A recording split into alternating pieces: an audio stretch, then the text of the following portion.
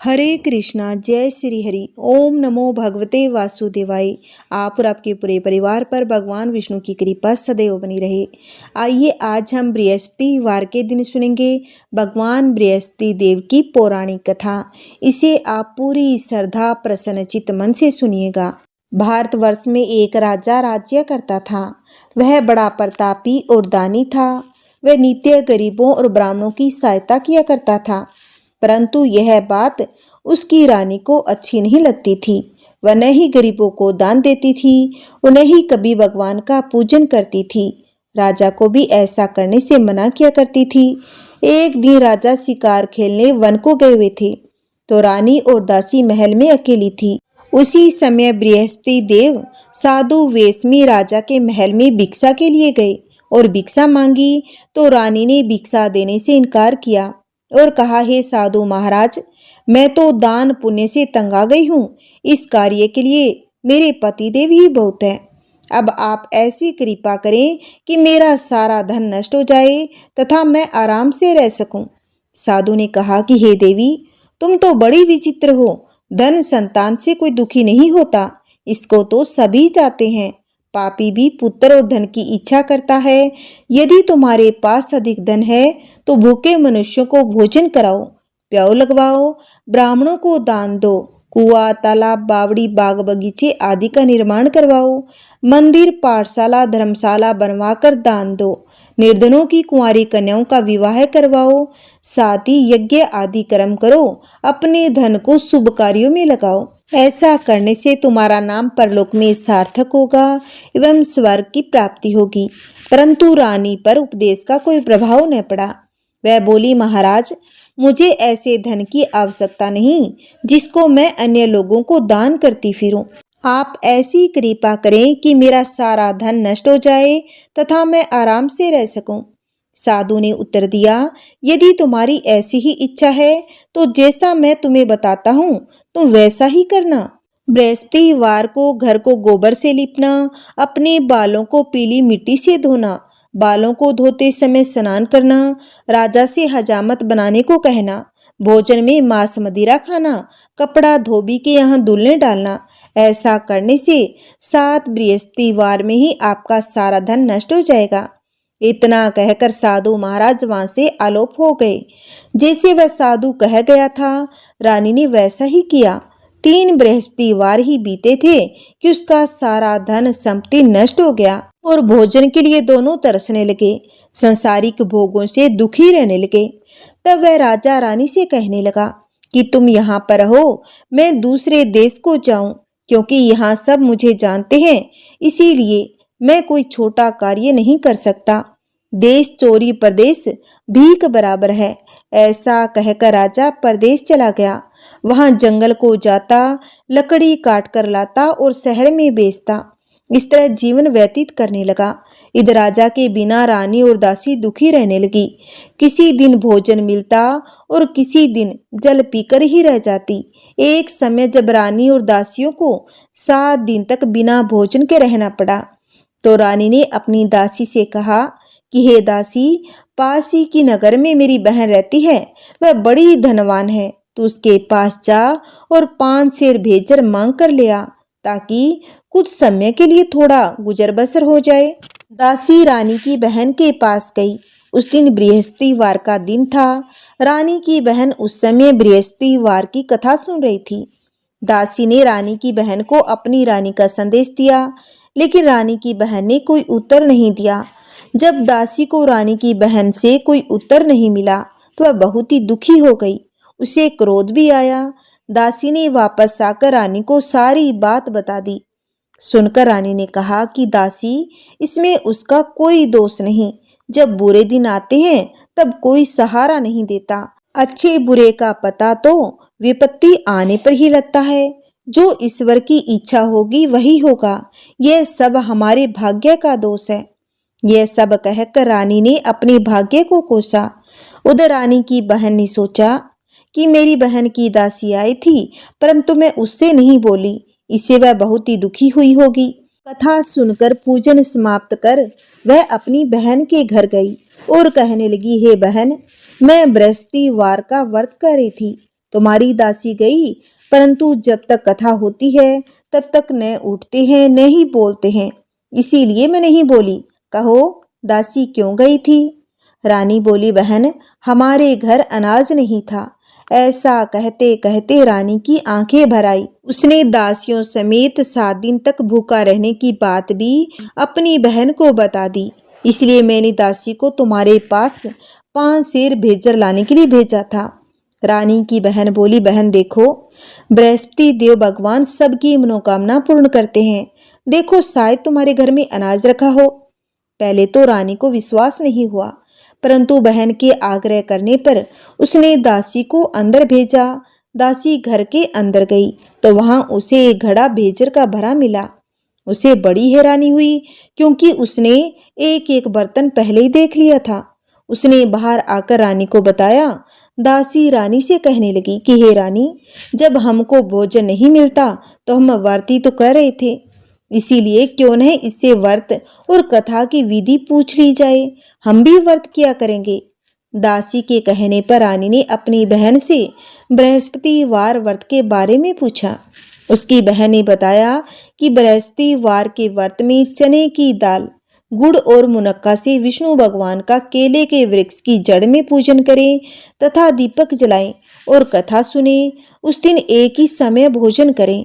भोजन पीले खाद्य पदार्थ का ही करें, इसे गुरु भगवान प्रसन्न होते हैं, अन्न पुत्र धन देते हैं, मनोकामना पूर्ण करते हैं। व्रत और पूजन की विधि बताकर रानी की बहन अपने घर लौट आई। अब रानी और दासी दोनों ने निश्चय किया कि बृहस्पति देव भगवान का पूजन जरूर करेंगे। 7 रोज बाद जब बृहस्पतिवार आया तो उन्होंने व्रत रखा।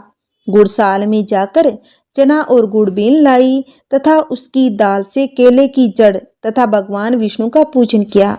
अब पीला भोजन कहाँ से आए? दोनों बड़ी दुखी हुई, परंतु उन्होंने व्रत किया था, इसीलिए बृहस्पति देव भगवान प्रसन्न थे। एक साधारण व्यक्ति के रूप में वे 2 थालों में सुंदर पीला भोजन लेकर आए और दासी को देकर बोले कि हे दासी, यह भोजन तुम्हारे लिए और तुम्हारी रानी के लिए है, इसे तुम दोनों ग्रहण करना। दासी भोजन पाकर बहुत ही प्रसन्न हो गई। उसने रानी से कहा कि चलो रानी जी, भोजन कर लो। परंतु रानी को भोजन के बारे में कुछ भी पता नहीं था। तब रानी ने कहा कि दासी, यह भोजन तुम्हारे लिए ही होगा, इसीलिए तू ही भोजन कर। तब दासी ने कहा कि वह व्यक्ति हम दोनों के लिए 2 थालों में सुंदर पीला भोजन दे गया था, इसलिए मैं और आप दोनों ही साथ साथ भोजन करेंगे। यह सुनकर रानी बहुत ही प्रसन्न हुई तथा दोनों ने गुरु भगवान को नमस्कार कर भोजन ग्रहण किया। उसके बाद वे प्रत्येक बृहस्पतिवार को गुरु भगवान का व्रत और पूजन करने लगी। बृहस्पति भगवान की कृपा से उनके पास धन हो गया, परंतु रानी फिर से पहले की तरह ही आलस्य करने लगी। तब दासी बोली, देखो रानी जी, तुम पहले भी इस प्रकार आलस्य करती थी, तुम्हें धन रखने में कष्ट होता था, इस कारण सभी धन नष्ट हो गया। अब गुरु भगवान की कृपा से धन मिला है तो फिर से आलस्य करने लगी। बड़ी मुसीबतों के बाद हमने ये धन पाया है, इसीलिए हमें दान पुण्य करना चाहिए। अब तुम भूखे मनुष्यों को भोजन करवाओ, प्याऊ लगवाओ, ब्राह्मणों को दान दो, कुआं, तालाब, बावड़ी, बाग बगीचे आदि का निर्माण करवाओ, मंदिर, पाठशाला, धर्मशाला बनवाकर दान दो, निर्धनों की कुंवारी कन्याओं का विवाह करवाओ, शादी यज्ञ आदि कर्म करो, अपने धन को शुभ कार्यों में खर्च करो, जिससे तुम्हारे कुल का यश बढ़े तथा स्वर्ग प्राप्त हो और पितृ भी प्रसन्न हो। दासी की बात मानकर रानी शुभ कर्म करने लगी, उसका यश फैलने लगा। एक दिन रानी और दासी आपस में विचार करने लगी कि न जाने राजा किस दशा में होंगे, उनकी कोई खोज खबर भी नहीं। उन्होंने श्रद्धा पूर्वक गुरु बृहस्पति भगवान से प्रार्थना की कि राजा जहाँ कहीं भी हो शीघ्र वापस लौट आए। उसी रात्रि को बृहस्पति देव ने राजा को स्वप्न में कहा कि हे राजा, उठ, तेरी रानी तुझको याद करती है, अपने देश को लौट जा। प्रातःकाल राजा उठा और जंगल से लकड़ी काटने के लिए जंगल की ओर चल पड़ा। जंगल से गुजरते हुए विचार करने लगा कि रानी की गलती से उसे कितने दुख भोगने पड़े। राजपाट छोड़कर जंगल में आकर रहना पड़ा, जंगल से लकड़ी काटकर शहर में बेचकर गुजारा करना पड़ा। और अपनी दशा को याद करके व्याकुल होने लगा। उसी समय राजा के पास बृहस्पति देव साधु के वेश में आकर बोले, हे लकड़हारे, तुम इस सुनसान जंगल में किस चिंता में बैठे हो, मुझे बतलाओ। यह सुन राजा के नेत्रों में जल भर आया। साधु की वंदना कर राजा ने अपनी संपूर्ण कहानी सुना दी। महात्मा दयालु होते हैं।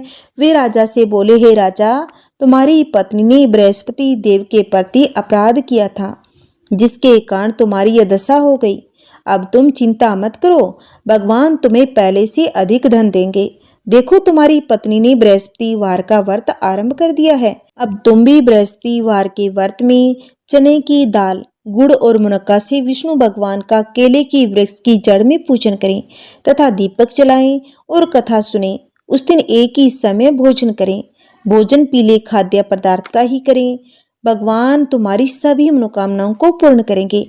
साधु की बात सुनकर राजा बोला, हे प्रभु, लकड़ी बेचकर तो इतना पैसा नहीं बचता जिसे भोजन के उपरांत कुछ बचा सकूं। मैंने रात्रि में अपनी रानी को व्याकुल देखा था। मेरे पास कोई साधन नहीं जिससे उसका समाचार जान सकूं। फिर मैं कौन सी कहानी कहूं, यह भी मुझको मालूम नहीं। साधु ने कहा, हे राजा, मन में बृहस्पति भगवान के पूजन व्रत का निश्चय करो। वे स्वयं तुम्हारे लिए कोई राह बना देंगे। बृहस्पतिवार के दिन तुम रोजाना की तरह लकड़ियां लेकर शहर में जाना। तुम्हें रोज से दुगना धन मिलेगा, जिसे तुम भली भांति भोजन कर लोगे तथा बृहस्पति देव की पूजा का सामान भी आ जाएगा। जो तुमने बृहस्पतिवार की कहानी के बारे में पूछा, वो इस प्रकार है। प्राचीन काल में एक बहुत ही निर्धन ब्राह्मण रहता था। उसके कोई संतान न थी। वह नित्य पूजा पाठ करता। उसकी स्त्री न तो स्नान करती थी और न ही किसी देवता का पूजन करती। इस कारण ब्राह्मण देवता बहुत ही दुखी रहने लगे। अपनी पत्नी को बहुत ही समझाते, किंतु उसका कोई परिणाम न निकलता। भगवान की कृपा से ब्राह्मण के यहाँ एक कन्या उत्पन्न हुई। कन्या बड़ी होने लगी। प्रातः स्नान करके वह भगवान विष्णु का जप करती। बृहस्पतिवार का व्रत भी करने लगी। पूजा पाठ समाप्त कर पाठशाला जाती तो अपनी मुट्ठी में जौ भर के ले जाती और पाठशाला के मार्ग में डालती जाती। लौटते समय वही जो सवर्ण के हो जाते, उनको बीनकर घर ले आती। एक दिन वह बालिका सूप में उन सोने के जौ को फटकर साफ कर रही थी। तभी उसकी माँ ने देख लिया और कहा कि बेटी, सोने के जौ को फटकने के लिए सोने का सूप भी तो होना चाहिए। दूसरे दिन गुरुवार था। कन्या ने व्रत रखा और बृहस्पति देव से सोने का सूप देने की प्रार्थना की और कहा कि हे प्रभु, यदि सच्चे मन से मैंने आपकी पूजा की हो तो मुझे सोने का सूप दे दो। बृहस्पति देव ने उसकी प्रार्थना स्वीकार कर ली और रोजाना की तरह वह कन्या जौ फैलाती हुई पाठशाला चली गई। पाठशाला से लौटकर जब वह जौ बीन रही थी तो बृहस्पति देव की कृपा से उसे सोने का सूप मिला। उसको वह घर ले आई, उससे जौ साफ करने लगी, परंतु उसकी माँ का तो वही ढंग रहा। एक दिन की बात है, कन्या सोने के सूप में जब जौ साफ कर रही थी, उस समय उस नगर का राजकुमार वहां से होकर निकला। कन्या के रूप और कार्य को देखकर वह उस पर मोहित हो गया।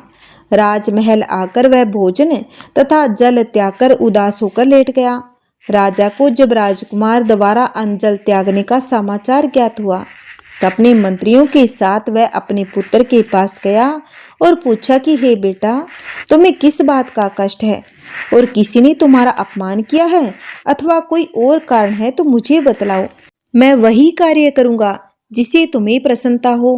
अपने पिता की बातें सुनकर राजकुमार बोला कि हे पिताजी, मुझे किसी बात का दुख नहीं है।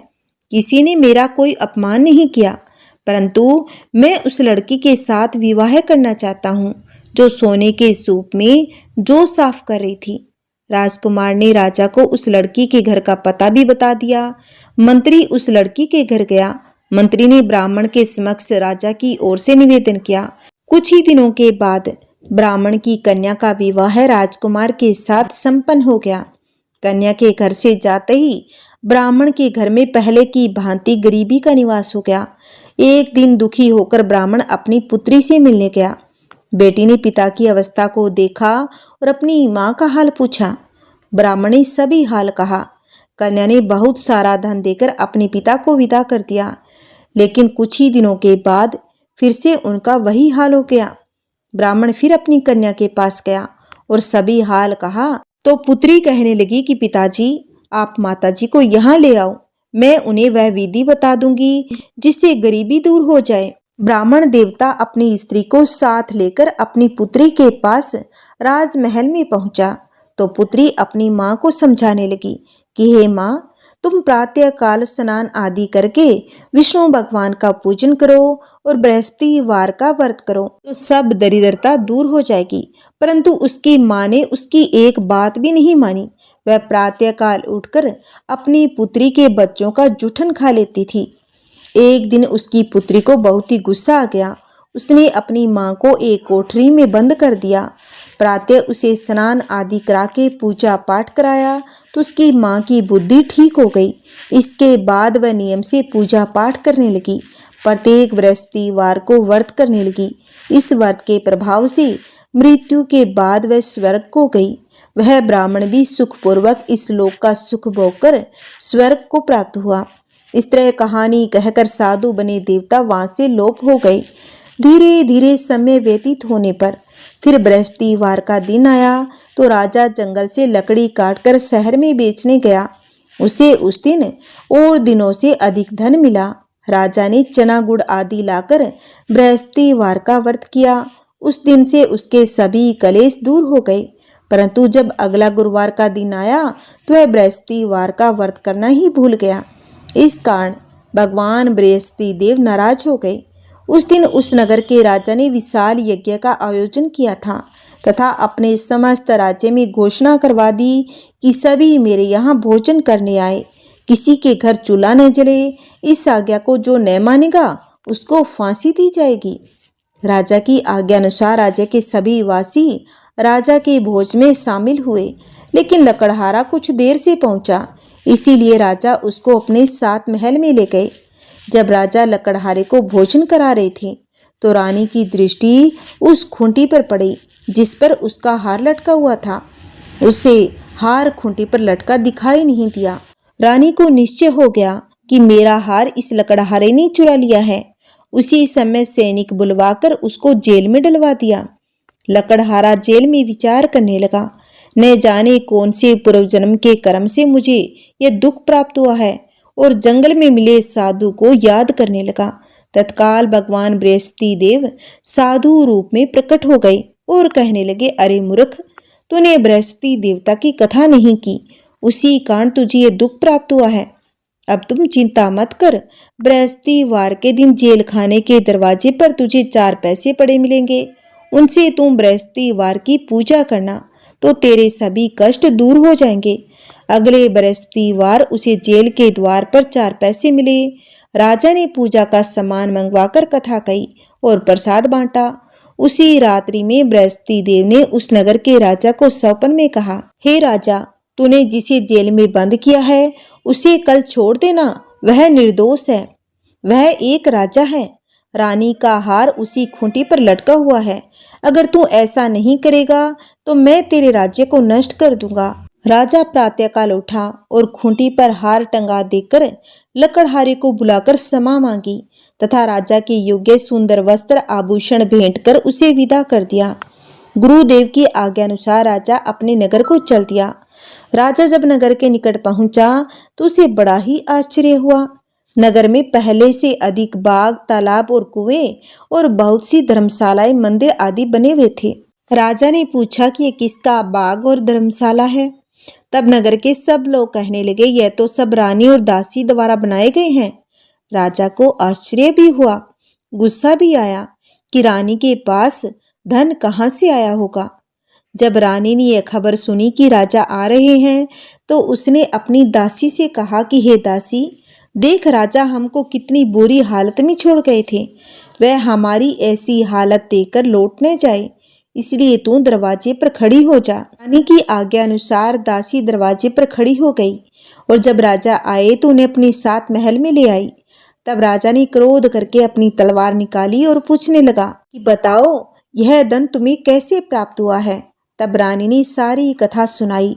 यह सब धन हमें बृहस्पति देव के व्रत के प्रभाव से मिला है। अब राजा ने निश्चय किया कि मैं रोजाना दिन में 3 बार कहानी कहा करूंगा, रोज व्रत किया करूंगा। अब हर समय राजा के दुपट्टे में चने की दाल बंधी रहती। दिन में 3 बार कहानी कहता। एक रोज राजा ने विचार किया कि चलो अपनी बहन के यहाँ हो आऊं।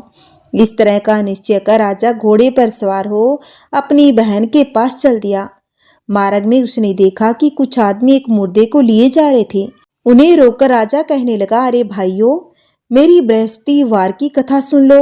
वे बोले, लो, हमारा तो आदमी मर गया है, इसको अपनी कथा की पड़ी है। परंतु कुछ आदमी बोले, अच्छा कहो, हम तुम्हारी कथा भी सुनेंगे। राजा ने दाल निकाली और कथा कहनी शुरू कर दी। जब कथा आदि हुई तो मुर्दा हिलने लगा और जब कथा समाप्त हुई तो राम राम करके वह मुर्दा खड़ा हो गया। राजा आगे बढ़ा, उसे चलते चलते शाम हो गई। आगे मार्ग में उसे किसान खेत में हल चलाता मिला। राजा ने उसे बृहस्पति वार की कथा सुनने को कहा। तब किसान ने कहा कि जब तक मैं तेरी कथा सुनूंगा तब तक 4 हराया जोत लूंगा। जा अपनी कथा किसी और को सुनाना। राजा आगे चल पड़ा। राजा के हटते ही बेल पछाड़ खाकर गिर गया और किसान के पेट में बहुत तेज से दर्द होने लगा। उसी समय किसान की माँ रोटी लेकर आई। उसने जब देखा तो अपने पुत्र से सब हाल पूछा। बेटे ने सभी हाल बता दिया। बुढ़िया दौड़ी दौड़ी उस घुड़सवार के पास पहुंची। उससे बोली, मैं तेरी कथा सुनूंगी, तू अपनी कथा मेरे खेत पर चलकर ही कहना। राजा ने लौटकर बुढ़िया के खेत में जाकर कथा कही, जिसके सुनते ही बेल खड़ा हो गया तथा किसान के पेट का दर्द भी ठीक हो गया। राजा अपनी बहन के घर पहुंचा। बहन ने भाई की खूब मेहमानी की। दूसरे रोज प्रातःकाल उठा तो वह देखने लगा कि सब लोग भोजन कर रहे थे। राजा ने अपनी बहन से जब पूछा, ऐसा कोई मनुष्य है जिसने भोजन न किया हो, जो मेरी बृहस्पति वार की कथा सुन ले। बहन बोली कि देखो भैया, यह देश ऐसा है, यहाँ लोग पहले भोजन करते हैं, बाद में कोई अन्य काम करते हैं। अगर कोई पड़ोस में हो तो मैं देख के आती हूँ। ऐसा कहकर वह देखने चली गई, परंतु उसे ऐसा कोई व्यक्ति नहीं मिला जिसने भोजन न किया हो। फिर वह एक कुम्हार के घर गई जिसका लड़का बीमार था। उसे मालूम हुआ कि उसके यहाँ 3 दिन से किसी ने भोजन नहीं किया है। रानी ने अपने भाई की कथा सुनने के लिए कुम्हार से कहा तो वह तैयार हो गया। राजा ने जाकर बृहस्पति वार की कथा कही, जिसको सुनकर उसका लड़का ठीक हो गया। अब तो राजा की प्रशंसा होने लगी। एक दिन राजा ने अपनी बहन से कहा कि बहन, मैं अपने घर को जाऊंगा, तुम भी तैयार हो जाओ। राजा की बहन ने अपनी सास से अपने भाई के साथ जाने की आज्ञा मांगी। सास बोली, हाँ चली जा, मगर अपने लड़कों को मत ले जाना, क्योंकि तेरे भाई की कोई संतान नहीं है। बहन ने अपने भाई से कहा कि भैया, मैं तो चलूंगी, मगर कोई बालक नहीं जाएगा। राजा बोला, जब कोई बालक ही नहीं जाएगा तब तू क्या करेगी। अपनी बहन को भी छोड़कर दुखी मन से राजा अपने नगर को लौट गया। राजा ने अपनी रानी से सारी बात बताई। हम निसंतान हैं, इसलिए कोई हमारे घर आना नहीं चाहता। बिना भोजन किए वह सया पर लेट गया। रानी बोली, बृहस्पति देव ने हमें सब कुछ दिया है, वे हमें संतान भी अवश्य ही देंगे। उसी रात बृहस्पति देव ने राजा के सपन में कहा कि हे राजा, उठ, सभी सोच त्याग दे, तेरी रानी गर्भवती है। राजा को यह जानकर बड़ी खुशी हुई। 9वें महीने रानी के गर्भ से एक सुंदर पुत्र पैदा हुआ। तब राजा बोला, हे रानी, स्त्री बिना भोजन के रह सकती है, परंतु बिना कहे नहीं रह सकती। जब मेरी बहन आए तो तुम उससे कुछ मत कहना। रानी ने हाँ कर दी। जब राजा की बहन ने यह शुभ समाचार सुना तो वह बहुत ही खुश हो गई तथा बधाई लेकर अपने भाई के यहाँ आई।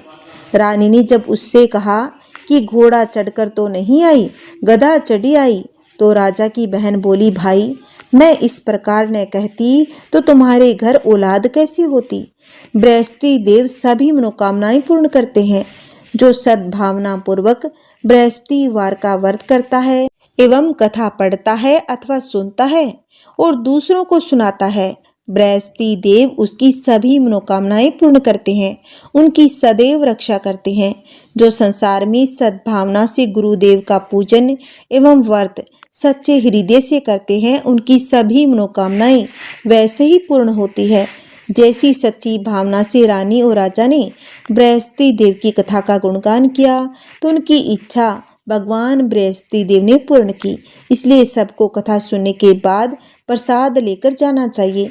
हृदय से उनका मनन करते हुए जयकारा बोलना चाहिए। बोलिए बृहस्पति देव भगवान की जय। आइए भक्तों, अब हम सुनेंगे आरती। जय बृहस्पति देवा ओम जय बृहस्पति देवा, छिने छिने भोग लगाऊं, छिने छिने भोग लगाऊं, कदली फल मेवा। ओम जय बृहस्पति देवा।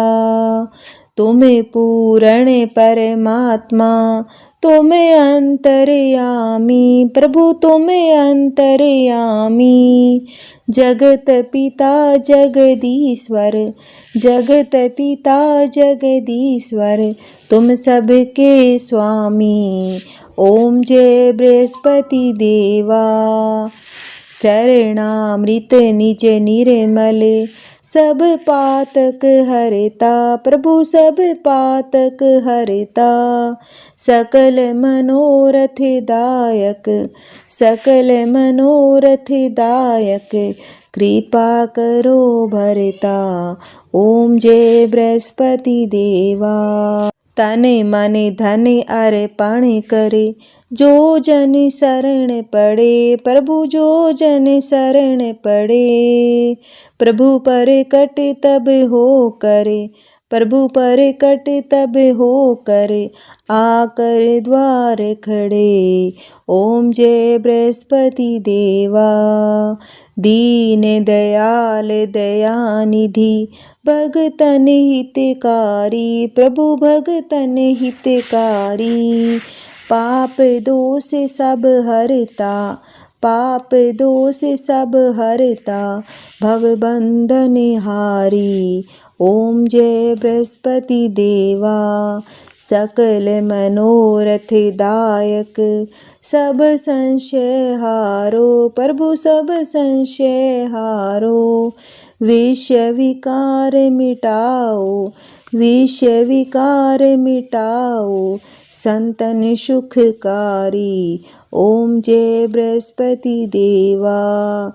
जो कोई आरती तेरी प्रेम सहित गावे प्रभु, प्रेम सहित गावे।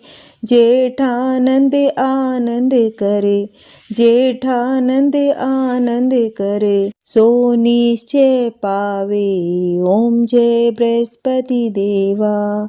जय बृहस्पति देवा। बोलो विष्णु भगवान की जय, बोलो बृहस्पति देव भगवान की जय।